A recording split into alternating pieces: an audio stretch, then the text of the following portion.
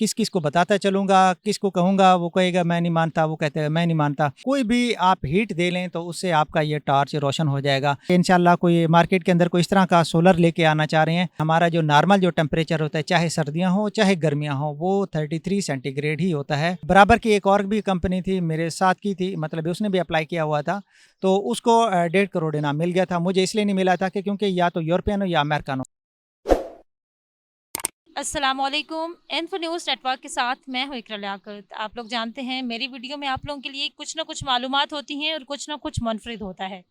आपने मार्केट में बिकने वाली बहुत ज़्यादा टॉर्च देखी होंगी जो कि या तो सोलर से चार्ज होकर चलती हैं, किसी में सेल डलते हैं और कोई लाइट से चार्ज होती है और उसके बाद चलती है। लेकिन मार्केट में अब एक ऐसी डिवाइस आ गई है जो कि इंसान के बॉडी टेम्परेचर से चलती है और ये ईजाद की है जनूबी पंजाब के रिहायशी मोहम्मद वसीम ने। इस वक्त मेरे साथ मौजूद हैं जो कि अमेरिका से इसके ईजाद के हवाले से 2 अवार्ड भी हासिल कर चुके हैं, कैश प्राइज़ भी विन कर चुके हैं और आगे उनकी क्या प्लान्स हैं, मुस्तकबिल में वो क्या-क्या इजादात करने वाले हैं।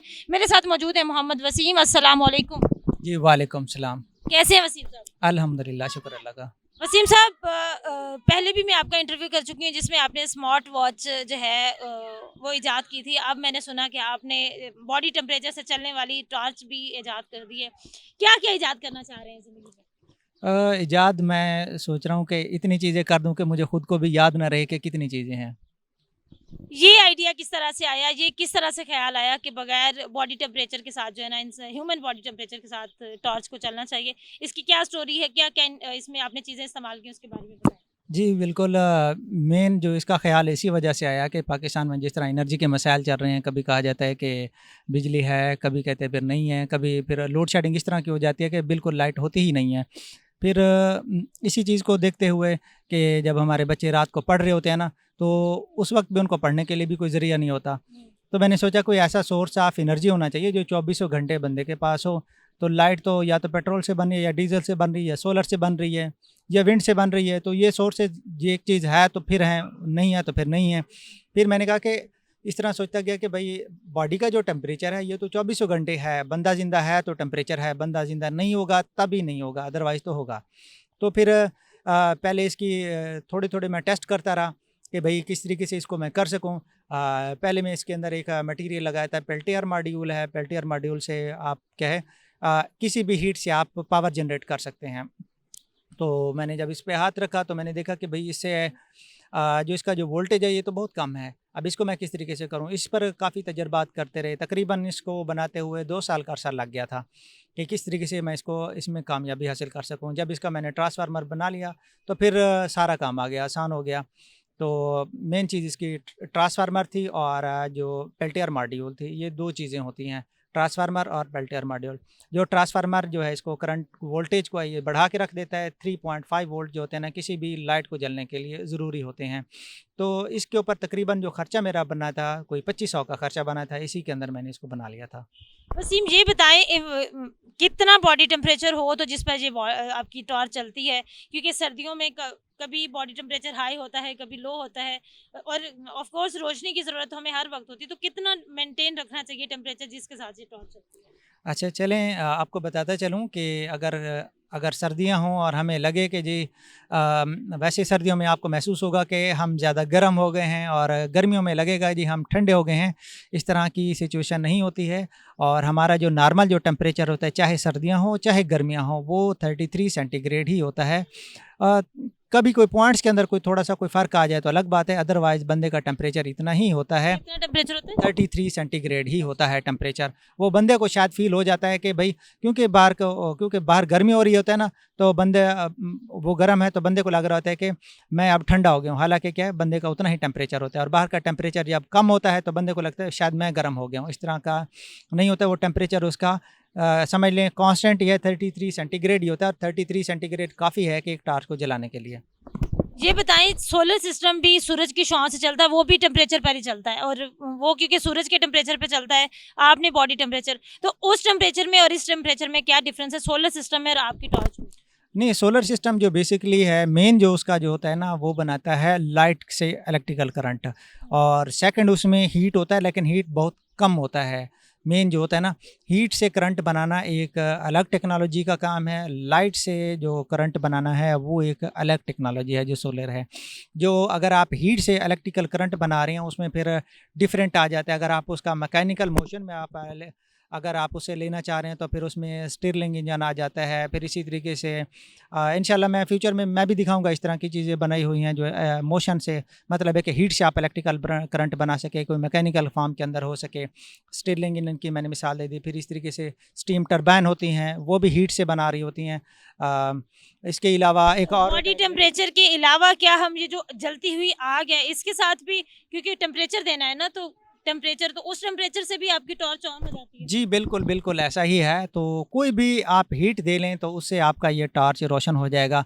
जितनी ज़्यादा हीट होगी उतना ही ज़्यादा आपको इलेक्ट्रिकल करंट मिलेगा और उतनी ही ज़्यादा टॉर्च भी रोशन कर सकते हैं। फ्यूचर में ये भी हो सकता है कि आप क्या है, आप कोई डिवाइस मतलब है कि कोई बैटरी आप क्या है, आपने अगर मतलब ये है कि अगर टॉर्च आपने बाँधा हुआ है तो क्या है, दिन को तो टॉर्च नहीं चला रहे तो फिर क्या है, आपकी कोई बैटरी चार्ज हो जाए, हाथ के ऊपर बांधा हुआ है तो वाच की सूरत में हो सकता है कोई आपकी बैटरी चार्ज हो जाए, उसके बाद में आप क्या है सेल फ़ोन चार्ज कर सकें, इस तरह का भी हो सकता है। ये बताइएगा कि आपने कहा कि आग का जो हीट होती है उससे भी, तो अगर फॉर एग्जांपल हम किचन में काम कर रहे हैं, लाइट चली जाती है, तो किचन में हीट तो होती है ना चूल्हे की, तो उसके साथ ही हम आपकी बनाई हुई टॉर्च को रखते हैं तो वो रोशन रहेगी? जी, बिल्कुल रहेगी और इस तरह के ये काम मैं कर चुका हूँ, बिल्कुल ये मुमकिन है।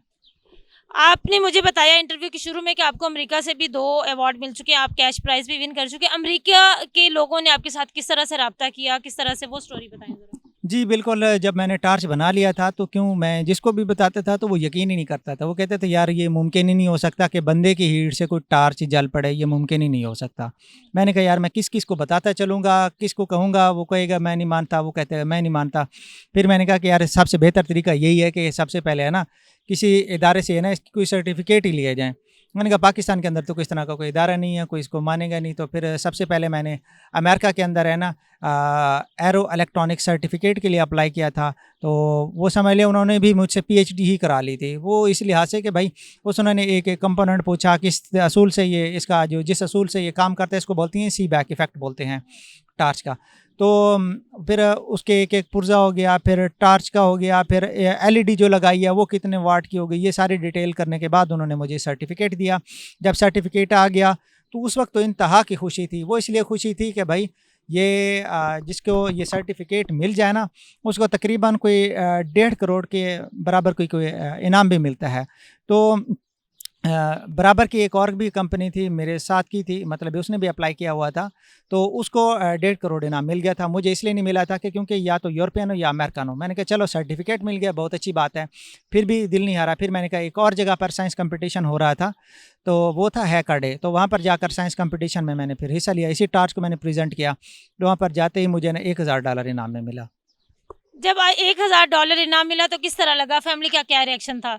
बिल्कुल, फैमिली का बहुत खुशी का रिएक्शन था जब घर वालों को बताया, तो स्पेशली क्योंकि हम गाँव के लोग हैं तो घर वालों को बताया। तो घर में जहाँ मैं काम करता था, लाहौर में काम करता था, तो लाहौर में भी एक देग हमने, क्योंकि गाँव के लोग होते हैं तो इस तरह से खैरात भी करते हैं, तो एक देग खैरात की थी लाहौर के, और 2 देगें मैंने की थी गाँव के अंदर। तो घर वाले भी बहुत खुश थे, तो बहुत ही ज़्यादा खुशी का मौका था कि चलें भाई, क्योंकि उससे पहले ये था कि मैं जो भी चीज़ें इन्वेंट कर रहा था कोई उसका कोई मतलब है कि कोई उसका फीडबैक नहीं मिल रहा था, कोई रिवार्ड नहीं मिल रहा था। तो उस वक़्त बहुत ज़्यादा खुशी हुई। मैंने कहा चलें यार पूरी ज़िंदगी चीज़ें ईजाद करते रहे, कोई पहली चीज़ है जिसके ऊपर कोई रिवार्ड भी मिला है।